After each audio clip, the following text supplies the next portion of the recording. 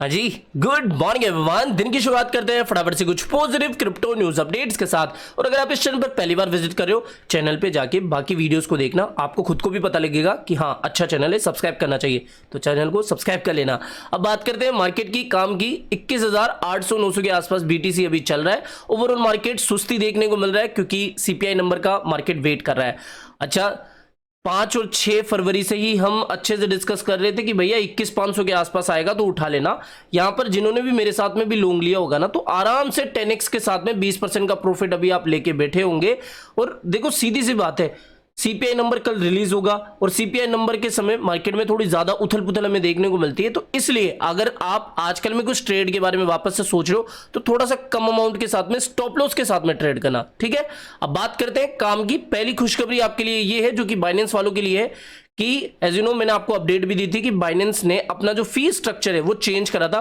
ट्रोन वालों के लिए जो विड्रॉल फीस है वो $1 से बढ़ाकर $2.26 के आसपास कर दी गई थी। तो अब उसको वापस से कम करके, यानी कि अभी तक जितनी भी फीस चलती हुई आ रही थी ना, वो वापस से उसी तरीके से चलेगी। जो न्यू फी स्ट्रक्चर बाइनेंस ने लॉन्च करा था उसको उन्होंने रिजेक्ट कर दिया है, कम्युनिटी के अप्रोच के बाद में, कम्युनिटी की रिक्वेस्ट के बाद में। तो यहां पर फाइनली अच्छी खबर आई है, क्योंकि देखो बहुत सारे ऐसे लोग हैं जो कि कम अमाउंट के साथ में $10, $15, $20 के साथ में ट्रेड वगैरह करते हैं, तो उनको विड्रॉल करने में ही जो फीस वगैरह है वो ज्यादा लग जाती है, ठीक है। तो ये उनके लिए एक अच्छी खबर है।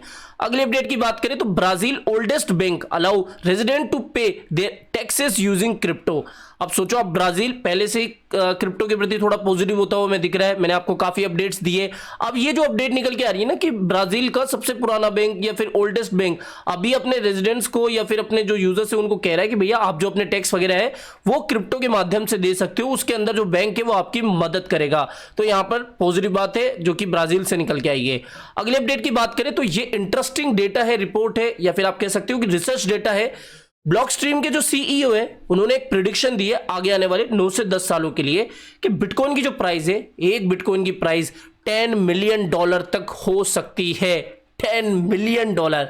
इससे पहले जो कैथी वुड थी, उन्होंने जो आर्क इन्वेस्ट की रिपोर्ट आई थी उसमें उन्होंने कहा था कि भैया $2.5 मिलियन का बिटकॉइन हो सकता है, मतलब कि करोड़ों में इसकी प्राइस जा सकती है। $10 मिलियन, 80 करोड़ रफली आप मान लो आईएनआर में, 80 करोड़ रुपए का एक बिटकॉइन आगे आने वाले 9 से 10 सालों में हो सकता है।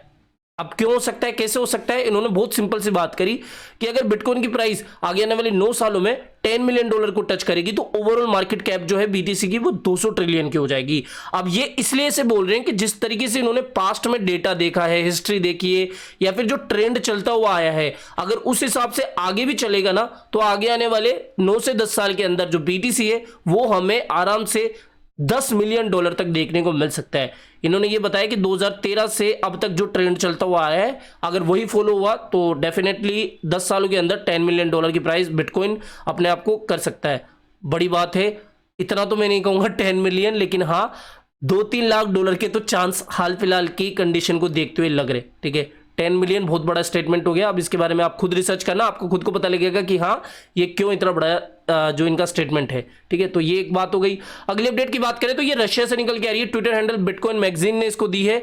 Russian central bank just said they are ready to allow international trade in BTC and crypto. International trades के मामले में तो वो पहले से ही पॉजिटिव है कि भैया हाँ जो भी इंटरनेशनल पेमेंट्स करना चाहते हैं वो कर सकते हैं बीटीसी और क्रिप्टो के अंदर। इसके अलावा Russian government is giving tax incentives for bitcoin miners in Siberia.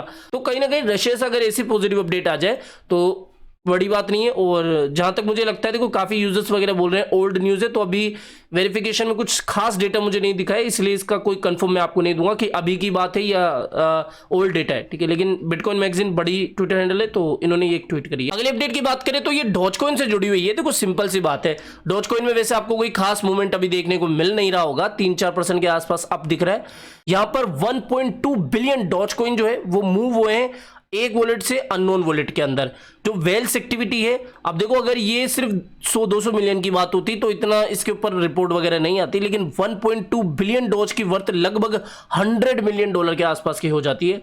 तो ये एक बड़ा अमाउंट है और किसी वेल ने, एक काफी बड़ी वेल ने इतना बड़ा ट्रांजैक्शन करा है। क्यों करा है और क्या उसका पर्पस है वो तो भी कुछ क्लियर है नहीं, और ना ही ऐसे कुछ क्लियर होता है, लेकिन इतना बड़ा ट्रांजैक्शन करना कहीं ना कहीं मार्केट के लिए वापस से एक सस्पेंस पैदा कर देता है कि भैया क्यों उन्होंने करा, बेचने की फिराक में कुछ होल्ड करेगी वगैरह वगैरह।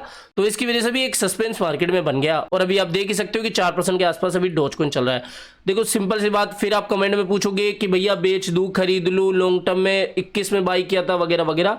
पूरा मार्केट आप देखो, डोजकॉइन भी कोई अलग नहीं है मार्केट से। तो जब मार्केट उठेगा, बीटीसी उठेगा, डेफिनेटली डोज की प्राइस भी हमें इंक्रीज होती हुई दिख जाएगी। सीधी सी बात है, कॉमन सेंस वाली बात है।